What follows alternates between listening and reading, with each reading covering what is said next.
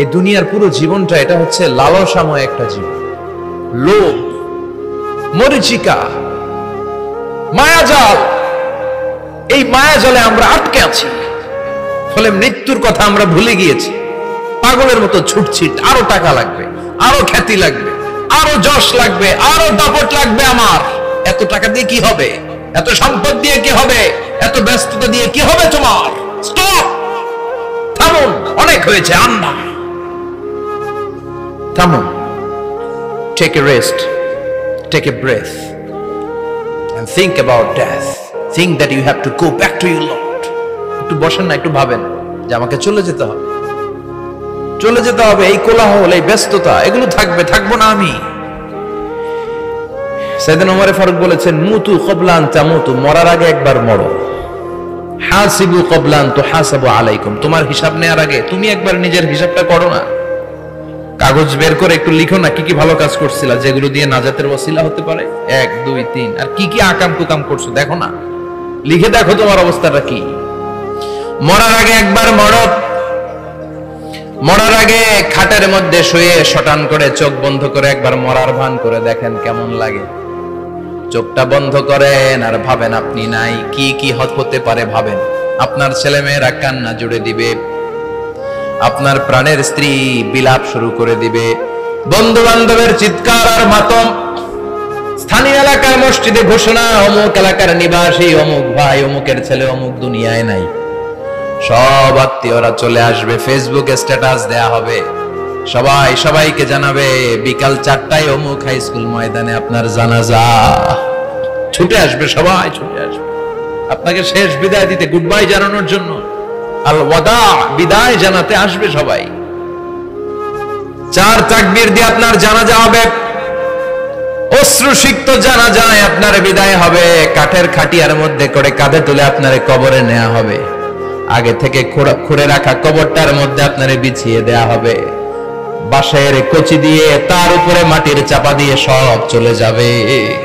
ভাবেন না একবার চোখ বন্ধ করে, this is the circle of life, this is the nature of life. এটা সবার হবে, আমার হবে, আপনার হবে। এত মায়া, এত ভালোবাসা কই যাবে? কেউ থাকবে না, সবাই আপনার অন্ধকার কবরে রেখে দিয়ে চলে আসবে। উপরে বাঁশের কঞ্চি, তার উপরে মাটির চাপা, অন্ধকার আর অন্ধকার। এই অন্ধকার যেন শেষ হতে চায় না, শুধুই অন্ধকার, ঠিক কিনা? এজন্য আমাদের চলে যেতে হবে। দাদা গেল, চাচা গেল, মামা গেল, আমাদেরকেও যেতে হবে, জোরে কোন ঠিক কিনা? একদিন মাটির ভেতরে হবে ঘরে মন আমার, কেন বন্ধ দালান ঘর, প্রাণ পাখি উড়ে যাবে পিঞ্জর ছেড়ে।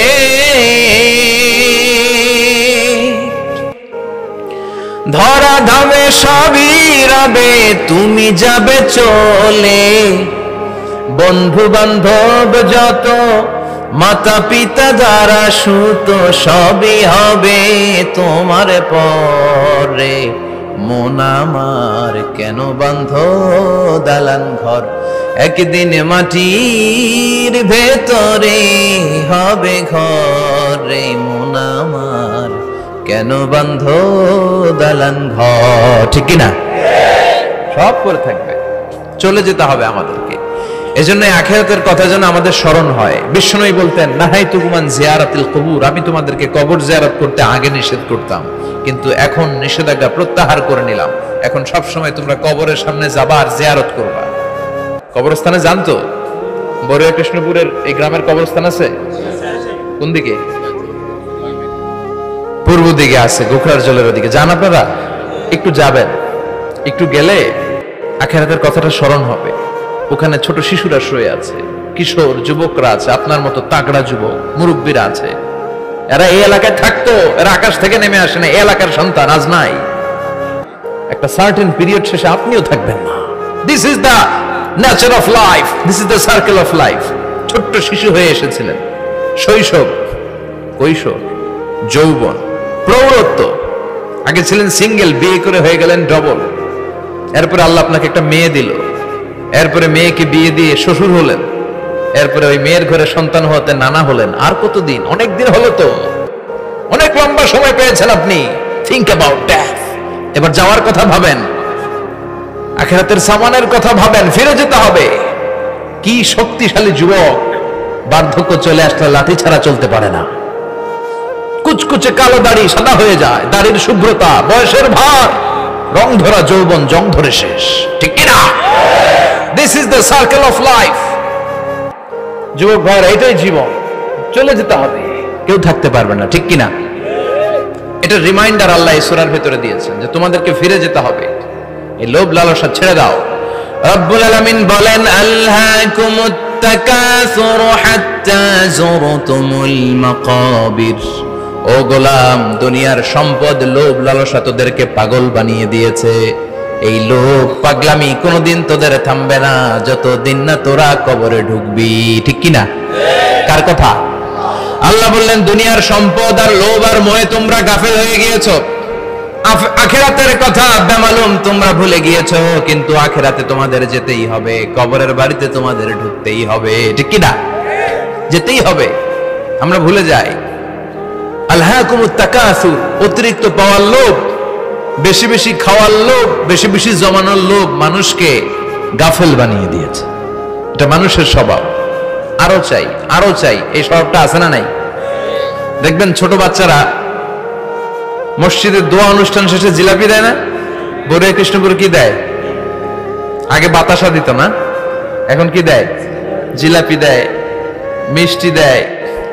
তো মসজিদের 2-3 গেট থেকে যদি দেয়, ছোট বাচ্চারা দেখবেন এদিক দিয়ে কয়েকটা নিয়ে আবার ওই গেটে লাইন ধরে। ওর হাত হলো ছোট হাত, ওর হাত ভর্তি জিলাপি, আর নেওয়ার জায়গা না, এরপর আরেক জায়গায় লাইন ধরছে, আরো লাগবে আরো লাগবে, এই আরো আরো আরো চাই, এই স্বভাবটাই মানুষকে কুড়ে কুড়ে শেষ করে দিয়েছে। এত লাগবে কেন তোমার? চাহিদার কোনো শেষ নাই, unlimited demand of human being. যার আছে বেশি তার চাই বেশি, যার সাইকেল আছে তার হুন্ডা চাই, হুন্ডা আছে তো প্রাইভেট কার চাই, প্রাইভেট কার আছে তো প্লেন চাই, প্লেন আছে তো হেলিকপ্টার চাই, হেলিকপ্টার আছে তো ওইটা চাই, ওইটা আছে তো সেটা চাই, ঠিক কিনা? এলাকার মেম্বার যে হয়েছে চেয়ারম্যান হতে চায়, আছে না নাই? চেয়ারম্যান সাহেব এমপি হতে চায়, আছে না নাই? এমপি সাহেব মন্ত্রী হতে চায়, আছে না নাই? মন্ত্রী সাহেব প্রধানমন্ত্রী হতে চায়, আছে না নাই? কিন্তু এই দেশে সুযোগ নাই, কথা কন। এই দেশে প্রধানমন্ত্রী সিলেক্টেড, 2-3 জনের বাইরে কেউ প্রধানমন্ত্রী হতে পারবি না, ঠিক কিনা? আমার এই জীবনে তো আমি 2-3 জনই দেখলাম। বেগম খালেদা জিয়া, মাননীয় প্রধানমন্ত্রী শেখ হাসিনার ছোট্টবেলা দেখেছি এরশাদকে, আমরা তখন ছোট। তো মানুষের চাহিদার কোনো শেষ নাই, যার আছে বেশি তার চাই বেশি। এজন্য বিষ্ণু বলেছেন, উনজুরু ইলা মান হুয়া আসফালা মিন, তোমার চেয়ে যে খারাপ আছে ওর দিকে তাকাও। ওয়ালা তানজুর মান হুয়া আ'লা মিন, তোমার চেয়ে যে ভালো আছে ওর দিকে তাকায়ও না, তোমার চেয়ে যে খারাপ অবস্থানে আছে ওর দিকে তাকাও। অনেকে নিজের অবস্থান নিয়ে সুখী না, এরকম আছে না নাই? আল্লাহ আমার এটা দিল না রে, ওইটা দিল না রে, পাইলাম না রে, কিচ্ছু হয় না, কি করবো জীবনে, হতাশ। আসলে আছে কিন্তু অনেক, কিন্তু শুকরিয়া নাই, ডাকাত, ঠিক কিনা? নিজের অবস্থান নিয়ে সুখী না, কিন্তু অনেক লোক আছে তারা আপনার অবস্থানে পৌঁছতে চায়। তাদের দিকে তাকিয়ে দেখেন, আপনি যে অবস্থানে আছেন এই অবস্থানে পৌঁছাটা অনেকের কাছে স্বপ্ন।